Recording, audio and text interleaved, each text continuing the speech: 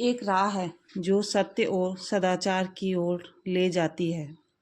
सादगी और विनम्रता से भरा श्री राम का जीवन। श्री राम का जन्म धर्म और मर्यादा के दिव्य आरंभ का प्रतीक माना जाता है। राजघराने में जन्म लेने के बाद भी उनका जीवन अत्यंत सरल और संयमित रहा। राजमहल की बजाय जीवन का बड़ा हिस्सा उन्होंने वन में गुजारा। उनका स्वभाव विनम्र, व्यवहार मधुर और आचरण मर्यादित था। इसी कारण वे केवल एक राजा नहीं बल्कि आदर्श व्यक्तित्व के रूप में सम्मानित हुए। उनका जीवन यह सिखाता है कि सच्ची महानता धन और सत्ता से नहीं बल्कि संस्कार, सदाचार और सरलता से प्राप्त होती है। धर्म और कर्तव्य के प्रति अटूट निष्ठा।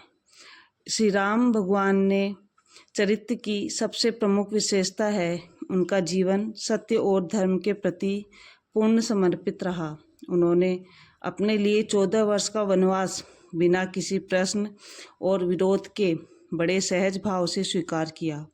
उन्होंने अपने आचरण से रघुकुल रीत सदा चली आई, प्राण जाहु बरु बचन न जाए की परंपरा को निभाया, जिसमें वचन की मर्यादा को सर्वोपरि माना जाता है।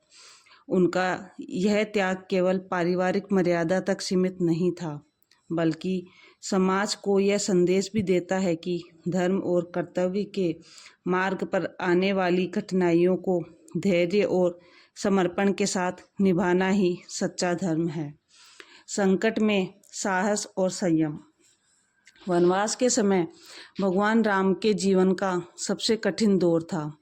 राजमहल के सुखों में रहने के बावजूद उन्होंने जंगलों में साधारण जीवन व्यतीत करते हुए अनेक कष्टों का सामना किया। सीता हरण जैसी पीड़ा और रावण से युद्ध जैसी कठिन परिस्थितियों के बीच भी उन्होंने धैर्य, साहस और संयम का साथ नहीं छोड़ा। यही कारण है कि उनका जीवन हमें सीख देता है कि विपरीत परिस्थितियों मनुष्य की परीक्षा लेती है, लेकिन जो व्यक्ति सत्य मार्ग पर रहता है वही विजयी होता है।